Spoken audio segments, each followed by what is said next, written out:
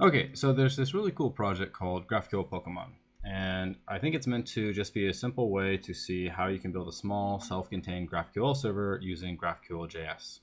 It's really cool. This person, Lucas, went out of his way to build it as an example for everyone to use, gathered all the data, it seems like, and popped it up there. So really cool stuff.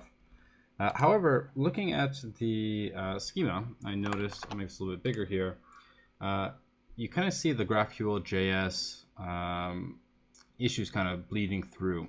So by default, everything is nullable in GraphQL.js, and it's not such a big deal, but it can make it a little bit painful to work with. So in this case, you see that there's a top level field called Pokemons, and it has it returns a nullable array of nullable Pokemon, and that's almost never what you want, right? Probably you would return at least an empty array, and if you did start returning some Pokemon, you probably would never return some Pokemon and some nulls and some Pokemon and some nulls. So at the very least, this should probably be non-nullable, and also this should probably be non-nullable. And that'll make it easier for some of the clients who are trying to work with this to know that those cases can't possibly happen. So I thought it might be fun to try to rebuild this. And the way we would do that is simply by pulling out the Pokemon.js, and I have this empty instance of Hasura over here. And Hasura is this really powerful open source project that you can point at a Postgres database, and it'll give you a full real-time GraphQL API, a bit like Firebase, but it's open source, really cool technology, and works with Postgres. And so I thought what we can do is just try to maybe figure out the schema and map this JSON here over into Hasura, and then see the kind of GraphQL API we get as a result. So to get started with, I'm going to go ahead and just copy this raw JSON here, and I'll make this a little bit bigger. And my goal here is just to explore this JSON. So I'm going to paste this in, assign to a variable called z. And now I can start looking at this. So I see that it's an array of what look like Pokemon. And for each of these Pokemon, they seem to have some attacks, some name, resistance, and types. And types is an array. So it seems like maybe each of the Pokemon can be different types. They have resistance. I'm not totally clear on what the overlap between all of these are, so I'm going to start exploring it a little bit.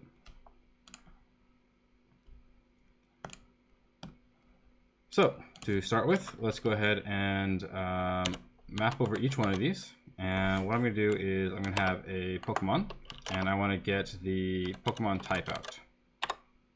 Our types. There we go. And I'm going to go ahead and reduce that. And I'll take my accumulator next, cat next. So this gives me a list of 218 of these. And if I sort them, I can see that there's a lot of overlap here. So what I want is a unique list of all of the types. And that's going to tell me whether or not this should be something like an enum. Maybe, you know, this is a canonical list, or if it's just kind of hodgepodge and who knows what could be. It could be any sort of freeform value. So the way I'm going to do that is I'm going to go ahead and filter on this map, and we'll say I'm going to get the item. I will get the index, and I'll get the types. And I'm going to say the types.index of item equals index, and now we're down to 17. If I sort them, okay, that looks pretty good. So we see that some Pokemon are bugs, dragons, electric. So this looks like a really good candidate for an enum. So let's go ahead and clear that. We know what we're going to do with our types now. Let's go ahead and see what the other fields are. So we have resistance, weaknesses, and I see up here there's also some types. So type grass, normal, grass, and let's see if grass was one of those things that was included beforehand. It doesn't look like grass is included. Oh no, it is. Okay, so it looks like even the attacks, the type of attacks is the same as the types, perhaps. And resistant as well, weaknesses. And let's just go ahead and double check that. So we have a total of 17 unique Pokemon types. What if we take the, let's see, what was that called? So we'll say Z0, and there's a field called resistant. So let's do resistant, and we'll get a list. So there are 18 unique resistance, and let's do weaknesses. Back to 17. And then maybe for attacks, this one will be a little bit more complicated because we have this kind of nested structure here, I see. So let's say P dot, let's do this, P dot attacks dot fast. And what we will do is map, oops, that is an array. So we'll map this attack, and we'll say A dot type. That'll give us an array back, and we'll concat it with a P dot attacks dot special, and dot map onto that, same idea, A dot type, and so that should give us, hopefully, whoops, all right, let's see, there we go. Okay, and we have a couple of arrays here. Okay, that all looks good. I see there are some undefineds, so there's probably going to be some data we'll have to come back and fix up later at the very end here. But to get started with, we just want to get an idea of how many unique things are we dealing with. So it looks like we have 19 unique attacks. And so if we put those previous attempts all next to one another, so let's say put the attacks here, we have our weaknesses, this is our resistant, and let's get to our types, and we'll do that. Let me clean this up real quick. See that map, see that map. Oh, we'll get rid of this, and I think we have one more semicolon maybe. There we go. Okay, so we got an array of arrays. Let's get our types in here as well. So map p.types. I'm gonna paste this in. We'll cut this, paste it in, close that, and boom. Okay, so we have 17 unique types, 18 different resistances, 17 weaknesses, and 19 different what is this, attacks. And let's just double check. Oh, so the 19 is probably a red herring because one of them is undefined. Looks like there's some bad data in here that we'll have to clean up. 17, 18, 17, and they're all sorted in the same way. So what we can do is actually a console.table, and we'll kind of visually compare them. Whoops, console. And we can see that dark is missing from the types. But other than that, it looks like they're all roughly the same. Let's see if we make this a little bit smaller. Yeah, I see poison, psychic, rock.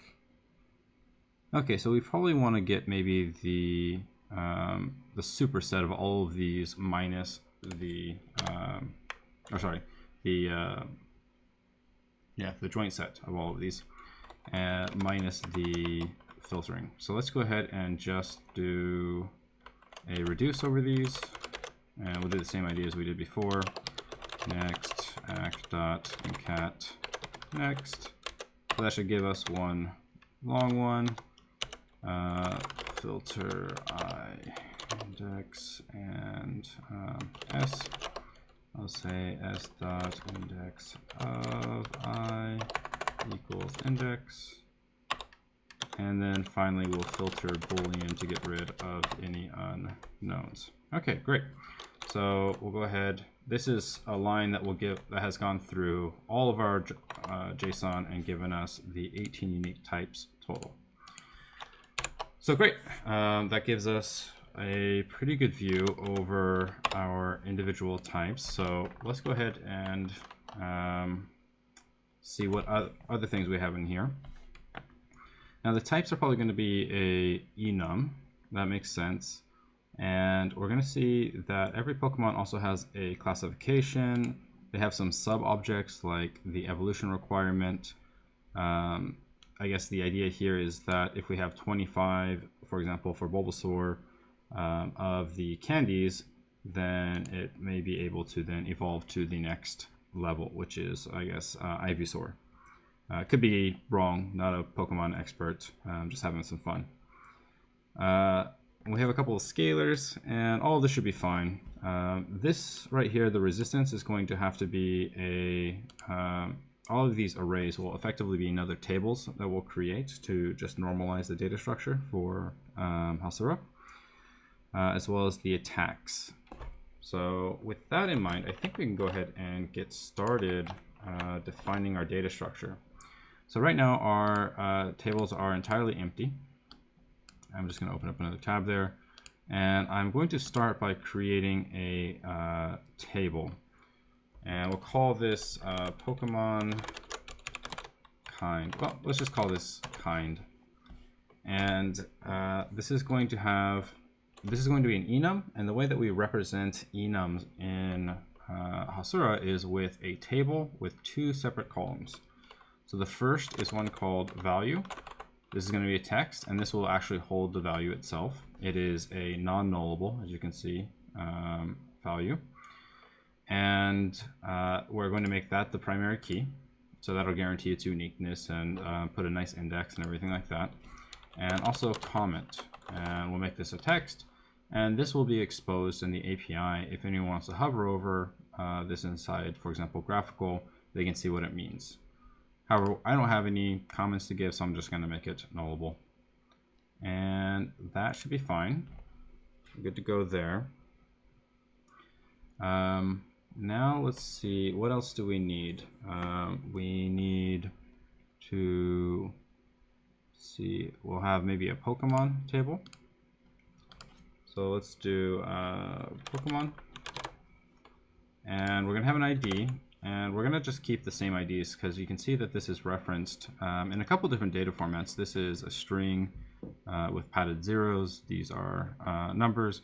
But it seems like, my guess is anyway, if we look at, for example, the second item in our Pokemon, we'll see that 002 is indeed Ivysaur.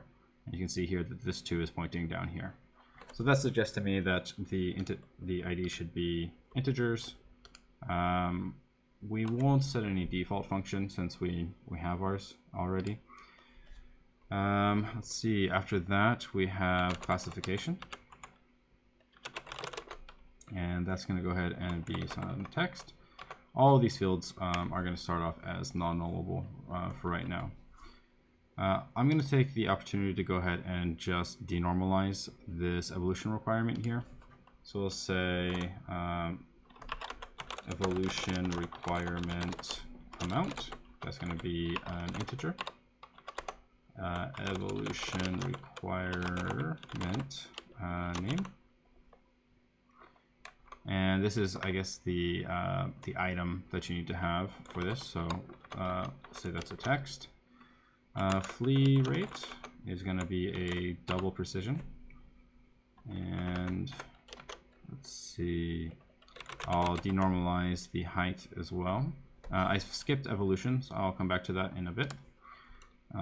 It'll be its own table since it's an array anyway.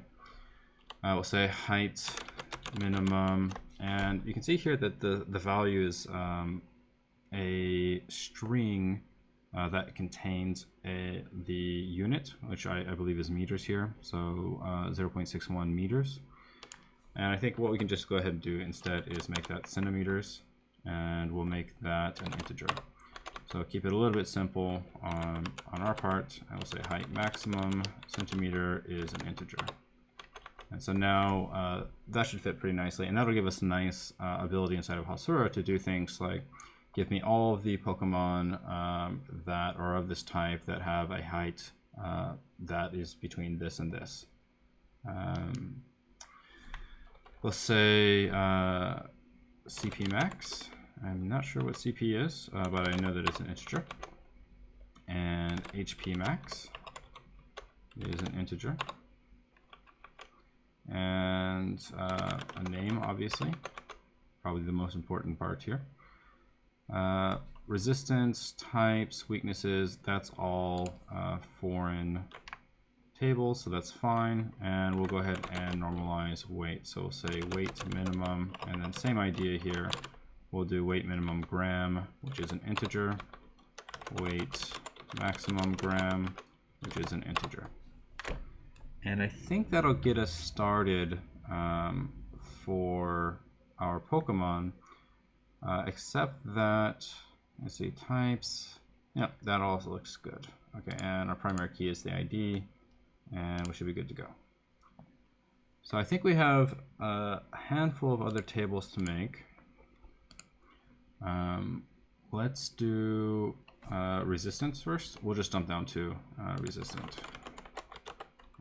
So do resistance, and this is going to be a simple table. It's a join table that is going to look up the Pokemon ID, which is same as before, a integer and a kind. And this is going to be some text. And this kind is going to refer, since it seems to be the same as type, it's going to refer to the kind that we already have. So we'll say the primary key is going to be both of these things. And this compound key will make sure that we can't insert the same resistance for a given Pokemon more than once. It kind of guarantees that it'll be unique.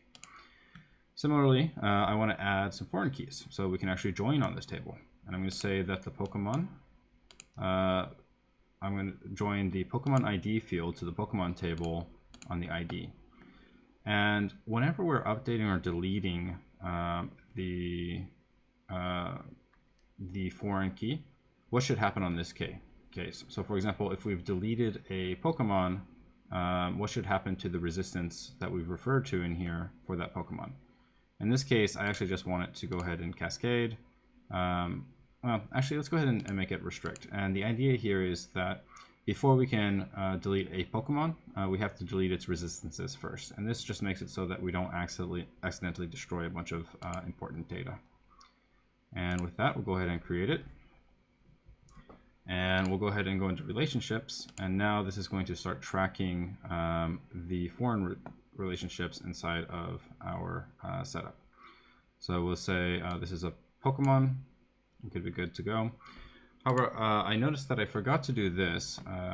We said that the kind is text, but we actually want it to be an enum. We don't want this to be a free-form field.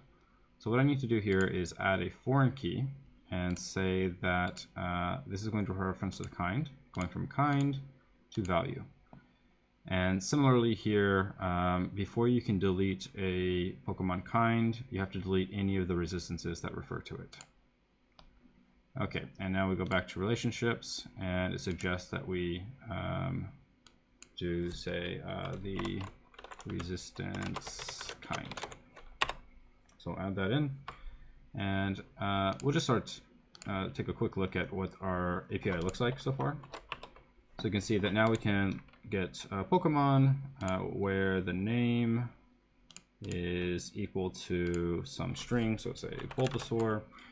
And we haven't actually inserted any data yet, so nothing will come back. But we can get all the fields we want. And it looks like I forgot to come into Pokemon. We want to do the same thing we did beforehand as well, and just say, let's add a resistance. And because it's a one-to-many, it already pluralizes this. So we say resistances. That's great. And now whenever I come in here, and I look at the Pokemon, I have a resistances field. I can get a list of all of the kinds of resistances that this Pokemon has. So you can see how this API is starting to pull together, and I could do things like really filter very nice filtering abilities and join across API tables. So let's keep going. We got our resistances. Likewise, we need our weakness. So this is going to just be the same exact idea, where it's a Pokemon ID, that's an integer, and a kind. So the primary key is going to be, oops, let's make that text. That we're going to add a foreign key from Pokemon, or go from Pokemon ID over to Pokemon. We'll restrict it. Another one, which is on kind, going from kind to value. So we'll go ahead and add that.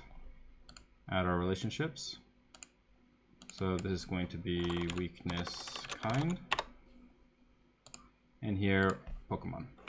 And so the cool thing is that we can also start from weaknesses. So we can say, find me a weakness with the name of grass and give me all of the Pokemon that are weak to that. So we can really kind of slice and dice our data in a nice way.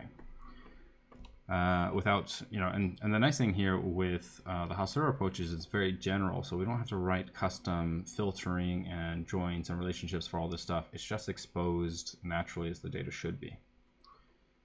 Okay, so I think we have one more of these left. We have the types. So we'll call this Pokemon kinds. So this is going to keep track of all the different categories or the kinds of Pokemon that a given Pokemon can be, since we see that types is an array. So we'll, same idea, Pokemon ID, integer, and kind. It's going to be text. Same two things. Foreign key, Pokemon, seen this before, ID, and kind.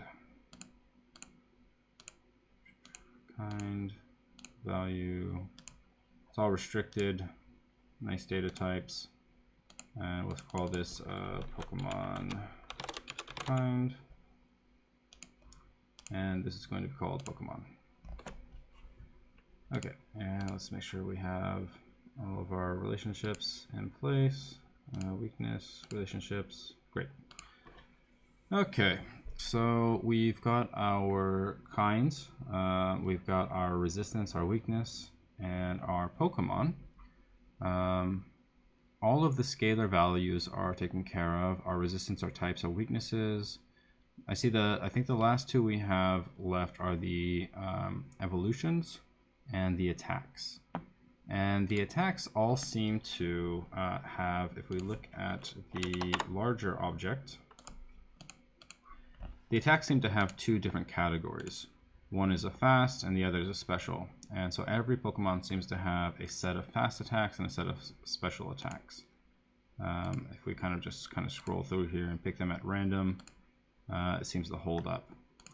And then each of those attacks has a name and a type, which might, let's see, ground. I'm not sure if that is one that we've seen before. Is that the same kind of type? Let's take a look. Do that. Get to the table. Okay. And is ground in here? It is. Okay. So it looks like the attacks themselves also have a relationship to our kind over here and a damage. So the first thing I'm going to do is I want the attack category to also be its own enum. So we'll create another table, attack category. This is going to be value. Column type is text, and comment text. However, this text needs to be nullable. And the primary key is going to be value. And let's see, do we need to do anything else? I think that should be fine. Yeah, and now we can expose it as an enum. Attack currently because and we have to have at least one thing in here. So let's go ahead and add a row. Oh yeah. So the idea here is that Hasura, whenever you're creating enum, requires that the table have these two columns, but also that there be at least one value. You can't have an empty enum set. So I'll just take the normal type here. So we'll do normal, insert, and now whenever we come in here and trigger it, it should be good. All right, and I want to do that for kind as well. I realized we forgot to do that. So let's go ahead and insert a row, and I think ghost is one I see over here. And so now we can call this, or make this an enum as well. Okay, great. So we have our attack category. Let's go ahead and add attack. And an attack has, we'll give it an ID, so it has some primary key that it can be looked up on nicely. But that'll just be, in fact, we'll just use the frequently used UUID. A little bit easier, so that's kind of nice. And it's going to have a name, which is text. It'll have damage, which is an integer, and it's going to have a kind. Oh, and the reason I don't use type is often a reserved word in various languages and databases, so kind is just a little bit easier. So I'll go ahead and make this text, and I think this should cover, oh yes, and we need also a category, which is going to be either the fast or slow. So that'll be text. And our primary key is ID. That's great. The oh, and this also belongs to a Pokemon. So we'll do Pokemon ID. So this will be an integer. And so we're going to have quite a few foreign relations here. The first is kind. So kind goes to kind to value. So we can get all, this way we can actually get all of the attacks that are of a kind, poison, for example, and get the damage range for them if we wanted to. Now we'll go ahead and add a attack category here. So this will give us all of the fast and special ones. So we'll say comment is, or the value, great. We'll save that. And then the last one is going to be the Pokemon that this attack belongs to. So ID and ID. So this is actually a Pokemon ID. Okay, and we'll save that. Add some relationships. So the main one here is going to be Pokemon. So we want to go from an attack to the Pokemon. Let's see, for our relationships here, see, do we want to have, this will give us all of the attacks that belong to a given value, so that's kind of cool. And yeah, I think that's close to good. We're just about finished with our schema. See, what else do we have? I guess previous evolutions and evolutions. I think those are the last two that we need to have. And it looks like the structure here is the ID of the Pokemon that it evolves into and the name of it. But this is kind of denormalized data because we already have the name inside of our Pokemon table here. So yeah, name right here. Already have the name. So I think we just need to have two tables. One is previous evolutions, the other is evolutions, and each will have two columns. So let's do evolutions first. So this is whenever we're, for a given Pokemon, what are the future evolutions that might be possible, the upwards evolutions. And so we're going to have a before Pokemon ID. So which Pokemon was it beforehand? And that's an integer. And an after Pokemon ID, that's an integer. The primary key will be the compound. It'll be both of them, so we can't insert. That way we can make sure that we never say that beforehand this is both this and the other one. There'll be no duplicated records. Let's go ahead and add in a foreign key. going to go to Pokemon, and the before one is going to go to Pokemon ID. The after as well. So let's do Pokemon and after and ID. Okay, and that looks right. So now we're going to relationships. We can say before. Oh, this is after, sorry. So we'll do after and before. And you know, before and after are a little bit you know, overloaded because these are often used for pagination, but I think in this case it's okay. They're fields, not args, so it'll be okay.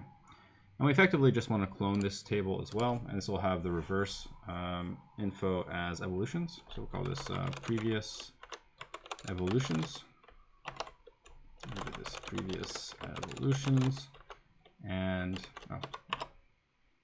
yeah, I'm probably gonna want to. I tend to use singular for the table names, so I'll go ahead and change Pokemon kinds and evolutions in then a second here. So this is going to be the same idea. So previous evolutions is before Pokemon ID, which is an integer, and after Pokemon ID, which is a integer. Same idea, compound primary key, couple of relationships, Pokemon before ID. Again, all restricted so that the data is always in a good condition. So we're going from after to ID. Okay, so I'll add that. Again, previous evolutions. We'll say that this is the after, and this is the before.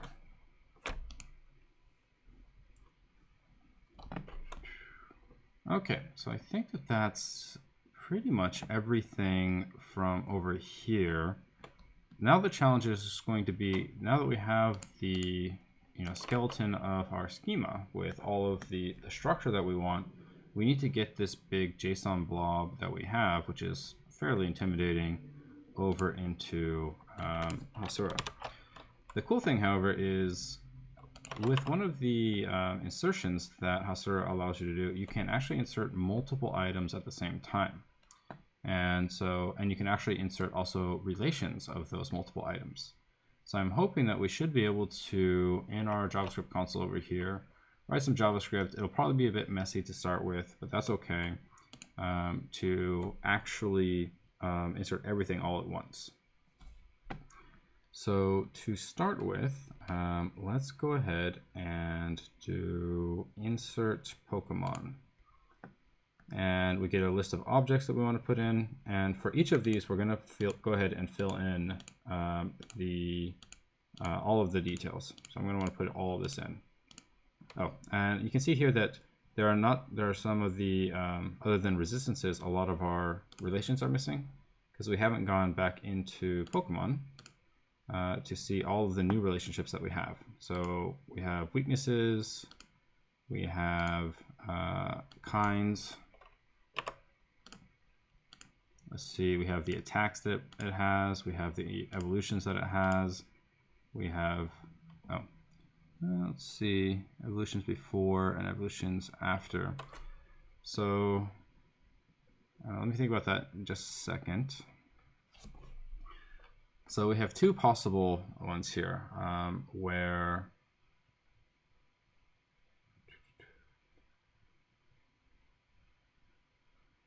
we have, so for the evolutions before, these are all of the evolutions where this given Pokemon has been evolved from. So I think we actually might not want to name it what we named it. So let's go ahead and refresh the UI here, and we'll remove evolutions. And let's see. So really, we probably only want to add 2 of these. We have 4 that are possible, but we really only care about 2.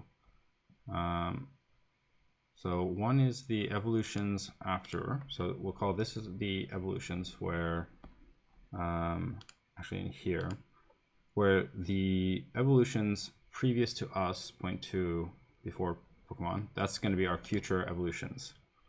And in the previous evolutions one, where the after one is pointing to us, that's our previous evolutions. We're going to name that. And let's see, do we have any others that we should add? I think that's probably everything. So let's refresh and see what our schema looks like. So now we can insert also for every Pokemon that we're working with, we can also insert the category.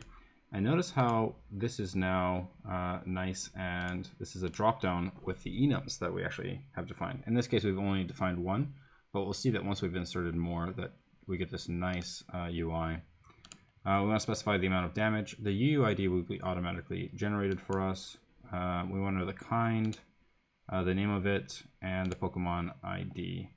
Except for, in this case, because we're already inserting the Pokemon from above, the Pokemon ID is going to be inserted automatically. So we don't need to actually do that, I think. We'll see if I'm wrong. We'll come back to evolutions. It's just more of the same later. But we'll say for the kinds, we'll insert what kind it is. And we'll say previous evolutions, same idea. We'll come back to that later. We'll insert the kind here. Again, the Pokemon ID is going to be filled in to be the same as the Pokemon that we're just creating now. Weaknesses, its kind, weight maximum, weight minimum. And we'll get the total number of affected rows back. So we have a pretty big object here. What I'm going to do is, now that we've built it up with this kind of GUI, I'm going to go ahead and just slice it out. Okay. All right, so what we're trying to do is generate an object that looks like this. And let me go ahead and see if we're able to just enter this in. I think that the constants, or sorry, the enums are gonna need to be quoted. So we'll do that real quick.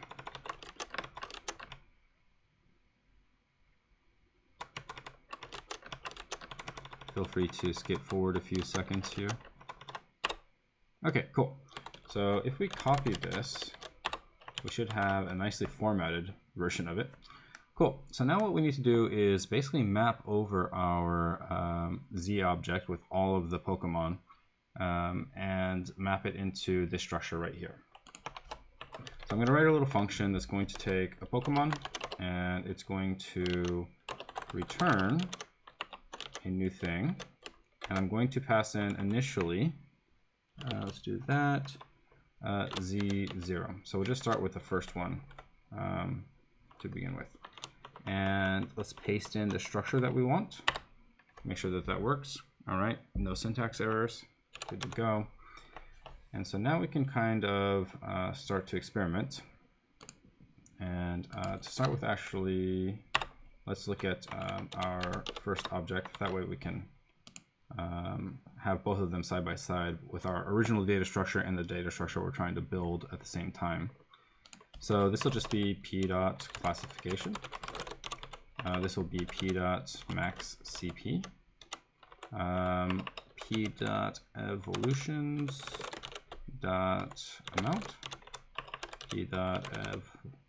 Evolution requirements. And p.evolution requirements.name. p.flea rate. The maximum height. Now we have to do, well, first let's make sure that that works. Yeah, great. That's why we check. All right. So we'll paste this in. And classification, seed Pokemon, got some attacks that we hard coded. But the, let's see, is that right? CP max. Yeah, that looks right. Okay, so yeah, let's go ahead and get our sample back. Okay, so for height, we need to convert from the string into meters into centimeters. So what we'll do is p.height dot minimum. Oh, this is our maximum. Sorry. And we'll just match over this, and it's going to be looks like a number that is required, a period literal that may or may not be there. Will be generous if it's not, and another trailing decimal. And we want to capture that. We'll grab the first of that item. Let's go ahead and then parse that as a float, rather. Parse float. And we'll convert it into centimeters, and then we will truncate it. So we want a nice clean integer. And so now we'll just do minimum. And that's why we run our test frequently. Let's see, what did I do? Okay, so let's continue along. Just filling out the values that we need. So we have max HP here, the p.id, same idea, p.name. And now attacks is interesting because the data is actually going to be an array. So we're going to come in here and make this an array. And what we need to do is, rather than making an array literal, excuse me, we'll do a p.attacks. And this one is, again, going to be a little bit more difficult because we have these nested objects in here. So what we need to do is go ahead and do it p.attacks.map. No, whoops, we'll do, sorry, object.keys of this.map. And this is going to have our attack category. So we'll just call that C. And then we'll look up our in p.attacks or C. And we want to get, so we'll have the objects inside of there. So we'll just map over that, and that'll give us an attack. And then we want to return this object. So let's go ahead and close all of our objects up. That looks good. And so now this is going to be our category. It's going to be our attack.damage, our attack.type, and our attack.name. Max HP is not in there. That's fair. Okay, great. So now we have a set of attacks. However, we have two of them, and we don't want that. So we just need to do the same trick we did beforehand, where we take the result of this, we reduce it, next, and we just concat them. And that should do it for us. Now we should have one array of attacks that are both fast, special, all the damage, the kinds, and the names. So making some progress. Let's get to 0. And let's bring up our, see what's next. We want to get kinds next. So this is just going to be the type. And so same idea. We're going to say p.types.map. We'll get a type. We'll return type. And that's it. Great. So do we have some types for this gentleman? It looks like we do. Let's go ahead and Z0. And now we need to do resistances. So same old idea. I'm sure you got it already. resistant. So we'll go ahead and normalize that naming, get an R, and we will return R, and close that, close that. And the reason I do this so frequently, for every little incremental thing is I just don't want to get up in a bad syntax issue and try to figure that out. And this is not the nicest code, but I only have to create it once to do the dump. And so I don't really care. I'm just going to do it all in here. And once it's in the database, then I can do, I can start writing nice code. All right, so p dot weakness. Let's see, is that what it's called here? Weaknesses. And that map, give us that. We'll return our weakness. Oops. We do that right. Close the data, close the return, close that. Yeah, okay. So I'm just going to go back to the one that did work. And one more time. P dot weaknesses dot map w return. Close that, w. Okay, that's our weaknesses. And I think we only have 2 more fields left. And I suspect that we'll still have to do some cleanup of this in the end. But we're getting pretty close to being finished. So for our function, the weight maximum gram, that is the same problem as this one. So I'm just going to copy this code up here, paste it in, instead of height, it's weight. And this is the minimum. And so we have 77 grams, or 7,700 grams. And does that look like the right one? 604. So it looks like we cut off. So the nice thing is a lot of the data errors that we could make here with like null objects or incorrect types will be caught and enforced by Postgres and therefore by Hasura at insertion time. So we won't get any bad data in. Once the data gets into the database, it should be pretty good. This, for example, won't work. The ID is an integer in our world, not a string. So I'm going to go ahead and parse int. And I think we're just about done. So let's go ahead and compare these two.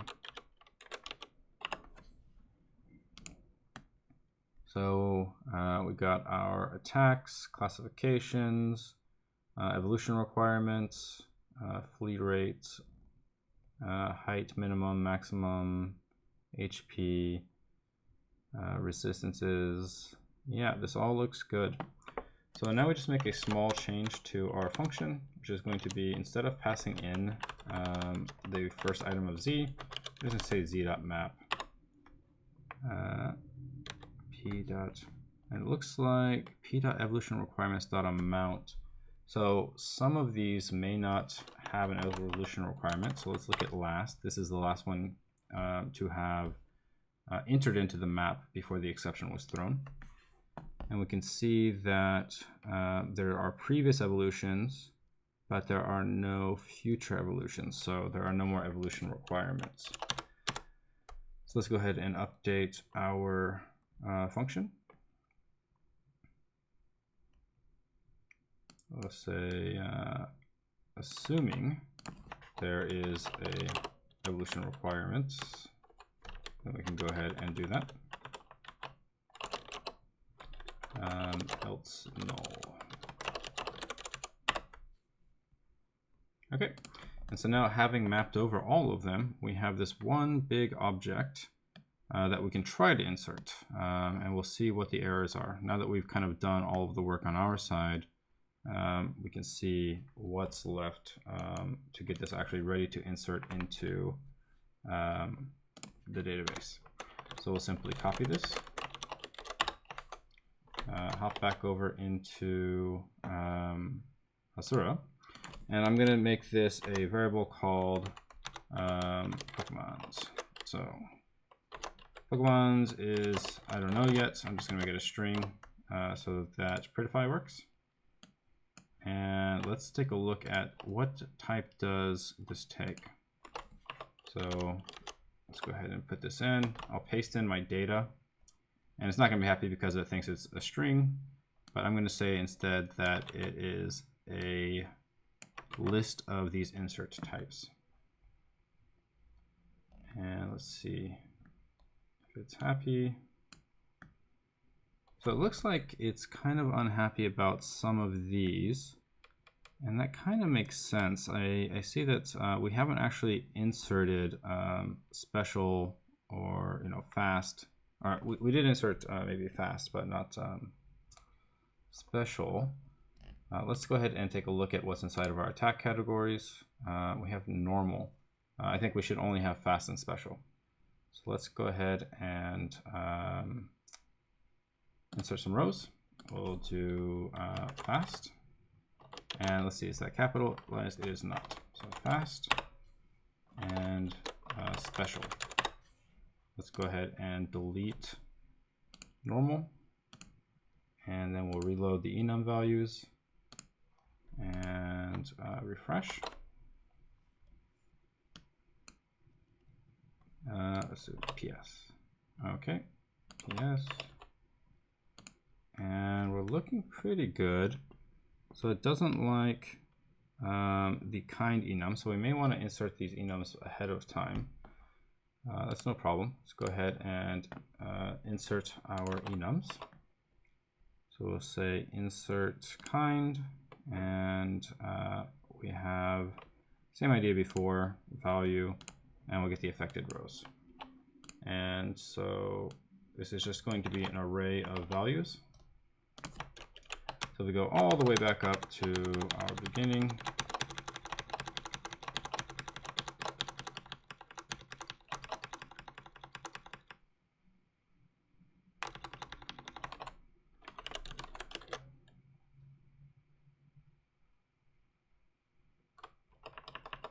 All right, c.map p.types dot reduce accumulator next cat next dot filter index s dot index of equals index sort, and then we'll just copy that. Oh, oops. And first let's go ahead and map. Okay, so we got our 17 basic types. We'll just go ahead and map over them. For each type, we want to return value of type. And we need to, I think, actually return for the syntax. And let's see. And we'll copy that. Okay, so now we're good to go. Again, we'll make this a variable. So we'll say, oh, I guess we don't have to. Let's do it anyway. So we'll say ks is a, let's see, what is this? A kind insert input. And we'll make this ks. It's going to be that. And give a type, and ks. Okay, looking pretty good. Run that. And we already have one of the types in, which is, which type do we have? Kind, a ghost. Let's just remove ghosts to make things easy. We'll just do this manually. We won't update the code at all. Again, we only have to do this once.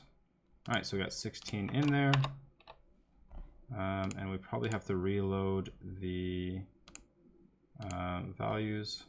So So reload enum values and try to run that. And we don't have dark, so add that one in manually as well. And then I think we should be good. Dark. And reload. Browse, reload. Okay, so now we're making progress. Now in our second object, the evolution required amount is null. Let's see, so that means we should probably change our table type in Pokemon, where the evolution requirement was previously non-nullable. We'll make both of them nullable. So we're going to say that these are both nullable, and then see what the next issue is. Oh, whoops, we're already done inserting our types. Run that. And we have an issue inside of the 60-second attack object. It doesn't have a name. So let's go ahead and see why that is. So let's see inside of our console. Let's go ahead and get here, and we won't copy anymore. We'll just get 62. And what are the attacks? I see undefined, undefined, undefined. So let's look at our original object. Again, number 62. And we see that, okay, so there is an empty object in here for whatever reason. So just one of those things that we need to clean up. So let's slightly rewrite our attacks here. What we'll do is for the category, for every attack that we get, first we want to filter here and say, given this attack, is the object, I'll just say, does it have a name property? And we'll see if that's enough to get us through. And so now we look at this and it's no longer, yeah, it looks like it's good. Okay, so we can go ahead and copy this. Try that instead inside of our insertion.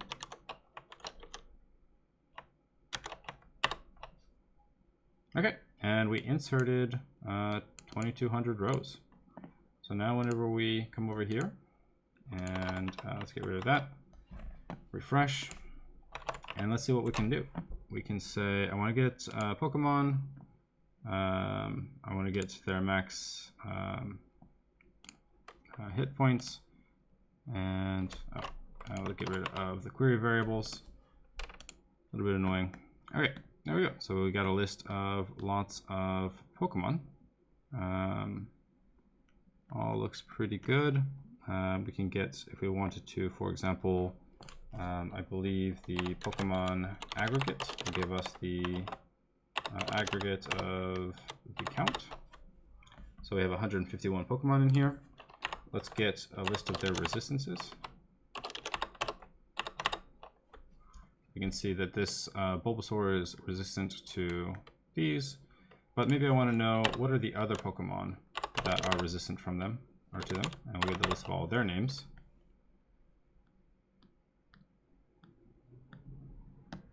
Okay, and let's see, that would actually be slightly different. What I want to do instead is actually get the resistance kind and then get the value. Oh, I haven't added a remote relationship here, I guess. Let's double check. Let's see. So if we get our resistance, can we get a Pokemon and the name? So let's get the kind, run that. I can see that water, Bulbasaur. So it looks like we have one entry per group. So we probably want to have a way of grouping this together. We should add that or figure out how to add that at some point in the future. But for right now, get our Pokemon, get our attacks, get a list of the name, the kind, the damage that it does, and the category. And so you can see we can kind of build out our nice API here and feels very fast, very fluid. Yeah, so super full-featured API now. We could probably polish it a little bit. We haven't added it in the evolutions yet. I think that's the only other thing that we have to do to have the full data integrity. And then maybe some things around, you know, adding in the relationships for a resistance, for example, should be able to go to all of the Pokemon that it belongs to via the kinds. Let's see, kinds, resistance. Yeah, so yeah, it seems pretty powerful.